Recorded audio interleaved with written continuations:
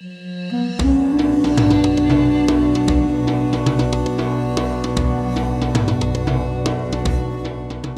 welcome. Let's get your point of view from China now that it's done with its first quarter. The economic outlook there, I mean, I'm feeling slightly more positive vibes than I felt 3 months ago about the commentary, at least, coming out on China. Give us your point of view of where you think that's going in the second quarter, and really in terms of for the year ahead, are we expecting to hit economic targets? Yes, well, the sentiment is now better than early this year or at the end of last year, as we see the expansion in the industry and growth of 5.3% in the first quarter. And now for oil demand, say, for instance, gasoline and jet fuel demand has been growing, particularly gasoline and jet fuel at the beginning of this year. And we expect another surge in around the coming holiday in the beginning of May.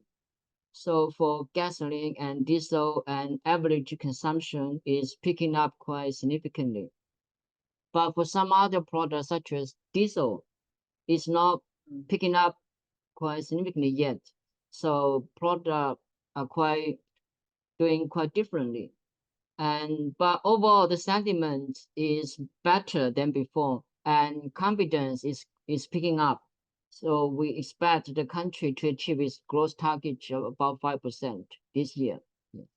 And Victor, just to keep on with you, just to sort of see in the context of what you've just said, how's that impacting imports of crude oil for inventory stock, and how's that doing in terms of inventory indications and or for consumer demand? We have a headline again saying that Russian oil imports reached record highs in March into China. Generally speaking, the outlook for crude oil imports in Q2. Well, the country's crude imports grew by 0.75% in the first quarter, but imports from Russia surged by close to 13%. And in March, imports from Russia actually took a record high share, over 22%. And when we see why China's crude imports are growing, we see that demand, say, for some fuel, gasoline, jet fuel, is still growing, and the country's refining capacity is on the rise too. But we are seeing much slower growth in 2024. As we mentioned just now, 0.75% in the first quarter. This level is slow now, and we do not expect growth to be much larger for the whole year when crude prices are high. And domestic fuel demand is not growing as fast as actually its production yet. So we expect kind of modest growth for the whole 2024, about 1.1%. And for the second quarter, we see a lot of refinery maintenance imports could actually come down. And for now, the premium for Russian cargoes had strengthened this year. They from minus 0.5 barrels per day to minus 0.3 per barrels, and now it's flat to Brent. I mean, zero now. So this has dampened refiners, particularly independents' interest in Russian crude. Their margins for imported crude, including Russian crude, actually turned negative late last month and the beginning of this month. So it's now kind of positive, but still just slightly above the break-even point. Just back to you on China again, in terms of government policy, you talked a bit about what the forecasts are for oil imports. Give us an update on where the stimulus program stands now in the second quarter. China got a lot of criticism last year for not doing enough and not doing things too soon in terms of stimulating consumer demand in any way it could have. We know the property sector is still in trouble, but otherwise, what is the outlook for more stimulus measures for consumers and bringing confidence back to them? Well, one of the ways to stimulate consumption is, say, for the coming holiday in May, at the beginning of May, we actually had just one day off from work, but the government make it 5 days together with the weekend, and then we had to make up for 2 days. So the government made it a 5-day holiday. So to get people to travel and to spend, yeah, that's one of the ways. And some people do not like it.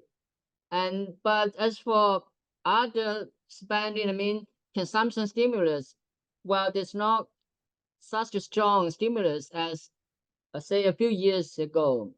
And the government is just mainly focused on the spending of average people at the moment, not to stimulate some industries as robustly as before, as now trying to push for industry upgrade. So it needs to strike a balance between these stimulus and its industry upgrade.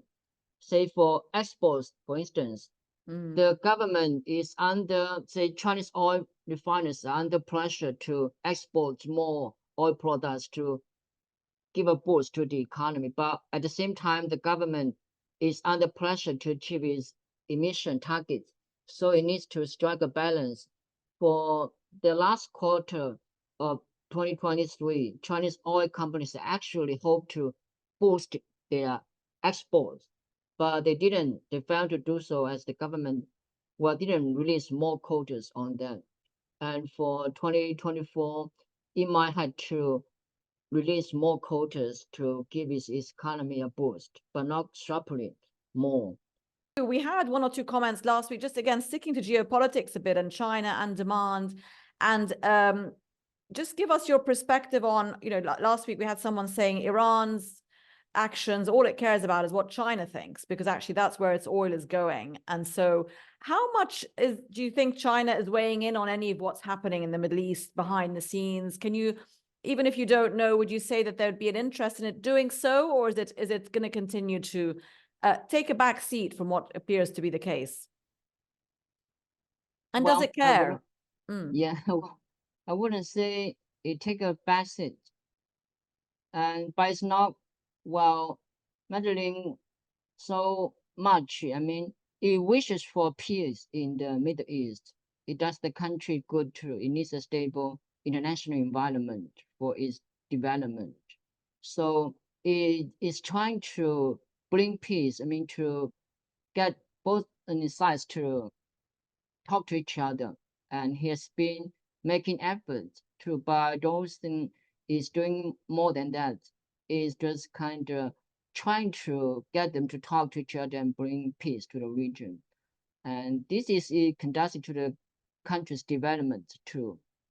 Yeah. What's the latest in the trade disputes with the US as well, that we seem to have seen those calm down a bit the last few months?